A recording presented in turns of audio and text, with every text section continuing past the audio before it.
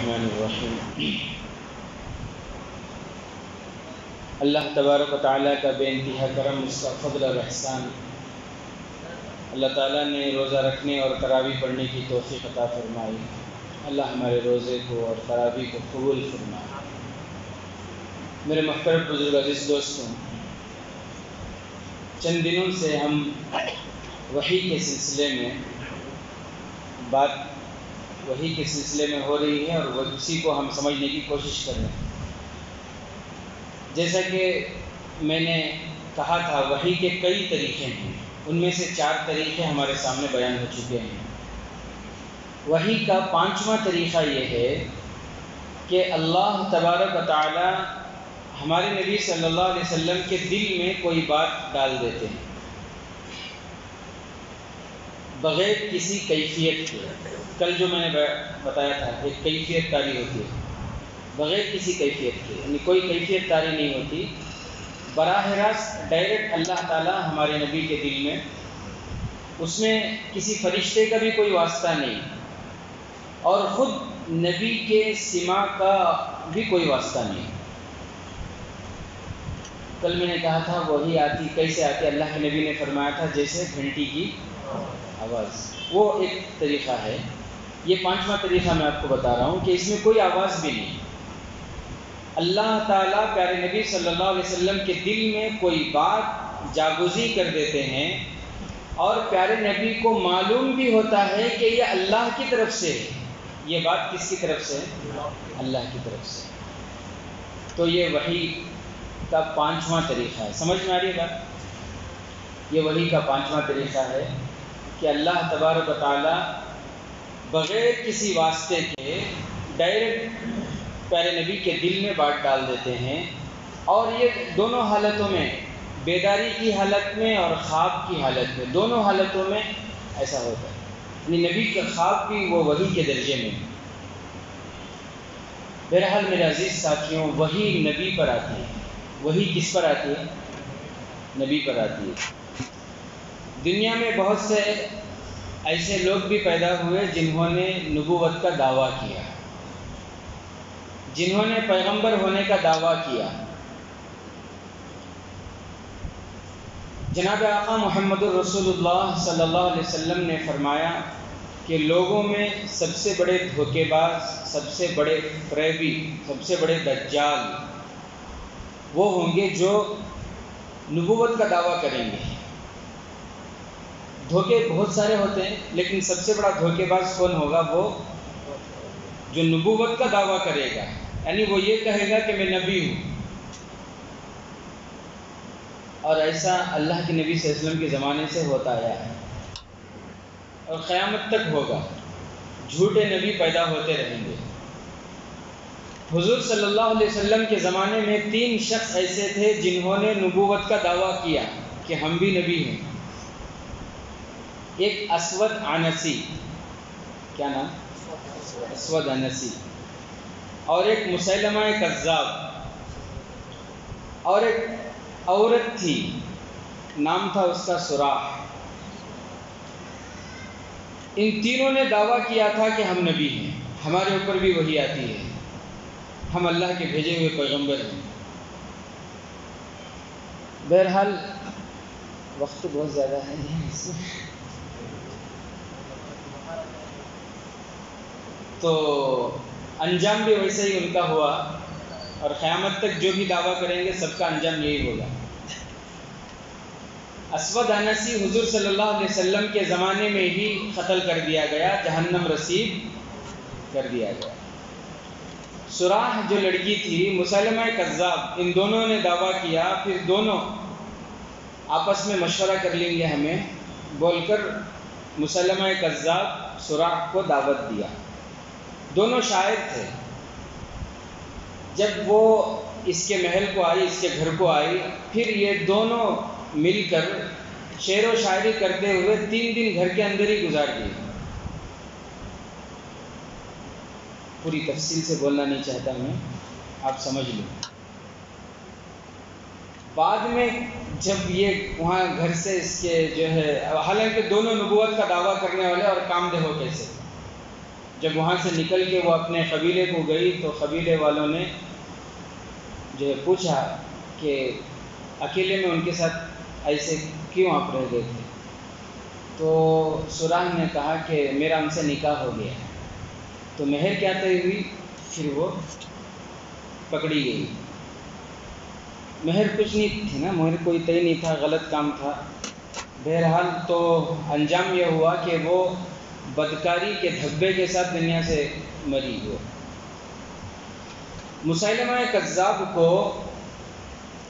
حضرت وحشی رضی اللہ تعالیٰ عنہ، حضرت حمزہ رضی اللہ تعالیٰ عنہ کو جنہوں نے برچھا مار کر شہید کر دیا تھا، وحشی، وہ وحشی جو بعد میں ایمان میں داخل ہوئے، ان کے دل میں ایک تمنا تھی، ایک تڑپ تھی کہ میں اسلام میں کوئی ایک بڑا کارنامہ انجام دوں. اللہ کے نبی نے ان سے یہ فرمایا تھا کہ آپ میرے سامنے نہ آیا کریں، آپ آتے ہیں تو مجھے میرے چچا کی یاد آ جاتی ہے. بہرحال اس وصیت کے مطابق وہ سامنے نہیں آتے تھے، لیکن ان کے دل میں ایک تمنا تھی کہ دین کے لیے کچھ کرنے کا ایک جو ہے جذبہ ان کے اندر تھا. مسلمہ کذاب نے جھوٹے نبوت کا جو دعویٰ کیا، اس کے پاس جو لشکر بھیجے تو اس میں وحشی بھی تھے، اور پھر انہوں نے خود وحشی کو جو ہے جہنم رسید کیے. تو ان کی ارمان پوری ہو گئی، اللہ نے ان کی دعا قبول کر لیا، ایک اچھا بڑا کام انہوں نے انجام دیا. بہرحال یہ تینوں کے تینوں وہ تھے جنہوں نے حضور صلی اللہ علیہ وسلم کے زمانے میں خود نبوت کا دعویٰ کیے تھے. قیامت تک یہ ہوتا رہے گا سلسلہ. ابو غریب میں انگریزوں کے دور میں انگریزوں کا پالا ہوا، انگریزوں کی پیداوار ایک شخص تھا جس نے نبوت کا دعویٰ کیا تھا. آج بھی پوری دنیا میں اس کے ماننے والے ہیں، اس کے فالوورز ہیں. اس کا نام آپ سب جانتے ہوں گے، غلام احمد مرزا قادیانی. کیا نام ہے اس کا؟ غلام احمد مرزا قادیانی. نبوت کا دعویٰ کیا. اس کے جو ماننے والے ہیں وہ اپنے آپ کو احمدی کہتے ہیں. کیا کہتے ہیں؟ احمدی مسلمان. وہ کہتے ہیں ہم احمدی مسلمان ہیں. پوری دنیا میں جتنے بھی اسلامی ممالک ہیں، ان سارے ممالک میں احمدیوں پر کفر کا فتویٰ ہے. یعنی ان کا پورے اسلامی ممالک کا متفقہ فیصلہ ہے کہ احمدی خارج اسلام ہیں، احمدی اسلام سے خارج ہیں، وہ مسلمان نہیں ہیں. کیوں مسلمان نہیں؟ کیوں؟ اس لیے کہ انہوں نے کلمے کو بدل دیا. کلمہ لا الہ الا اللہ محمد الرسول اللہ یہ مکمل ہے، اس میں کوئی تبدیلی نہیں ہو سکتی، قیامت تک کوئی تبدیلی نہیں ہو سکتی. دوسرے بھی کلمے رہے لیکن وہ وقتی تھے، وہ بدلتے رہے. حضرت آدم علیہ السلام کا کلمہ تھا، وقتی تھا، لا الہ الا اللہ، آدم صفی اللہ تھا وہ کلمہ. کب تک؟ جب تک حضرت نوح علیہ السلام نبی نہیں بنے. حضرت نوح نبی بنے تو وہ کلمہ ختم. پھر دوسرا کلمہ لا الہ الا اللہ نوح نجی اللہ. حضرت نوح علیہ السلام کا کلمہ ختم جب ان کے بعد دوسرے نبی آئے. حضرت ابراہیم آئے تو لا الہ الا اللہ ابراہیم خلیل اللہ. حضرت اسماعیل آئے تو لا الہ الا اللہ اسماعیل ذبیح اللہ. حضرت موسیٰ آئے تو لا الہ الا اللہ موسیٰ کلیم اللہ. حضرت داؤد آئے تو لا الہ الا اللہ داؤد خلیفۃ اللہ. حضرت عیسیٰ آئے تو لا الہ الا اللہ عیسیٰ روح اللہ. لیکن یہ سب اپنے اپنے، حضرت آدم علیہ السلام کی نبوت وقتی طور پر، حضرت نوح علیہ السلام کی رسالت ان ایک حد تک، ایک وقت تک تھی. سب کی رسالت، سب کی پیغمبری ایک حد تک تھی، ایک وقت تک تھی. ہمارے نبی صلی اللہ علیہ وسلم کو اللہ تبارک و تعالیٰ نے یہ نہیں کہا لا الہ الا اللہ محمد حبیب اللہ، یہ نہیں کہا، بلکہ فرمایا لا الہ الا اللہ محمد رسول اللہ. یعنی رسول اللہ صلی اللہ علیہ وسلم کی رسالت ہمیشہ رہے گی، ابد الآباد، قیامت تک رہے گی. اب قیامت تک کوئی نبی نہیں آنے والے، قیامت تک کوئی رسول، کوئی پیغمبر نہیں آنے والا۔ علماء نے ایک نقطہ لکھا ہے، کیا نام بھائی اس کا انگریزوں کے دور میں؟ غلام احمد، یاد کرو نام، کیا نام ہے؟ غلام احمد مرزا قادیانی، نام یاد رہے گا انشاءاللہ۔ کانا تھا ایک آنکھ سے اور لنگڑا بھی تھا۔ اس کی پوری ہسٹری آپ پڑھیں تو آپ کو حیرت ہوگی۔ اللہ تعالیٰ نبیوں کو ہر عیب سے پاک رکھتے ہیں، جسمانی طور پر کوئی عیب نہیں ہوتا نبیوں میں۔ ایک نقطے کی بات میں آپ کو بتاؤں، آپ کو سمجھ میں آئے گا کہ وہ نبی نہیں تھا، وہ جھوٹا ہے۔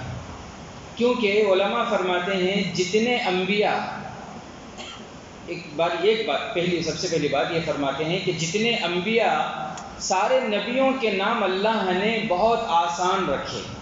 سارے نبیوں کے نام اللہ نے بہت ایزی، بہت آسان رکھے، اور ایک ہی نام، دوسرے صفاتی نام بہت سارے ہوں گے لیکن نام، اصل نام جو ہے وہ ایک ہی ہوتا ہے اور بہت چھوٹا ہوتا ہے۔ جیسے آدم ہے، نوح ہے، عیسیٰ ہے، موسیٰ ہے، داؤد ہے، لوط ہے، میں صرف نام بول رہا ہوں، عیسیٰ علیہ السلام۔ یہ سارے نام کیا ہیں؟ یوشع ہے، یوسف ہے، یعقوب ہے، سارے کتنے پیارے پیارے نام، ایک ہی نام، اور آخر میں محمد، ہمارے نبی کا نام کیا ہے؟ کتنا چھوٹا، کتنا اچھا ہے۔ تو اس کے نام سے خود پتا چلتا ہے کہ یہ کیا ہے، فراڈ ہے بولتے۔ اس کا نام کیا ہے؟ غلام احمد مرزا قادیانی، یہ نام، اس کا نام خود بتا رہا ہے کہ یہ کیا ہے۔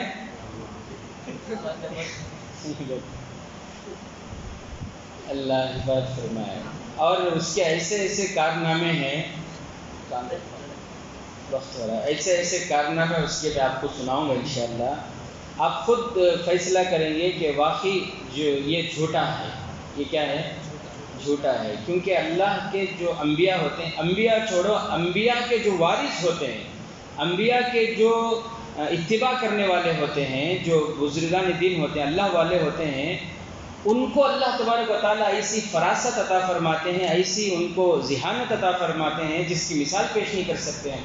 ہمارے اکابرین جو گزرے ہیں، انبیاء چھوڑو، انبیاء کے ماننے والوں کا، انبیاء کے غلاموں کا یہ حال ہے کہ اللہ ان کو ایسا ذہن عطا فرماتے ہیں، کوئی بھی سوال کرنے والا سوال کرتا ہے، اس کے سوال ختم ہونے سے پہلے فوراً جواب دے دیتے ہیں، اور ایسے ایسے جو ہے جواب اور علمی جواب کہ عقل انسان کے حیران رہ جاتی ہے، انسان حیران رہ جاتا ہے۔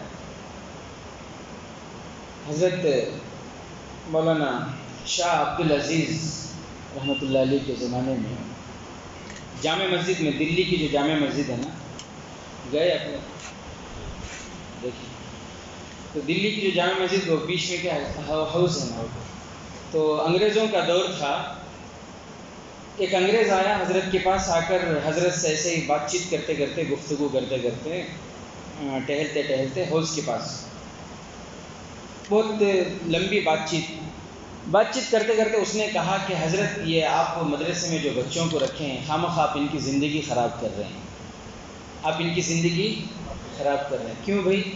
یہ قرآن حدیث پڑھ کر کیا کمائیں گے، کیا کھائیں گے، کیسے گھر چلائیں گے، ان کی زندگی آپ خراب کر رہے ہیں حضرت، آپ ان کو جو ہے دوسرا موقع دیجئے تاکہ دوسری پڑھائی بھی پڑھیں۔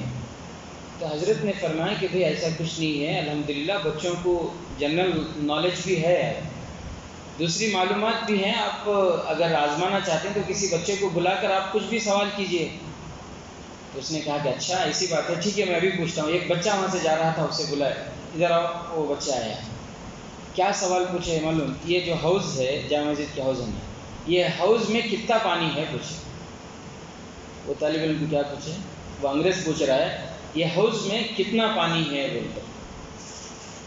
اس کے ذہن میں یہ ہے کہ بچہ بتائے گا اتنے لیٹر ہے یا اتنا ٹن ہے، اتنا یہ ہے، وہ جو وزن ہوتا ہے وہ حساب سے۔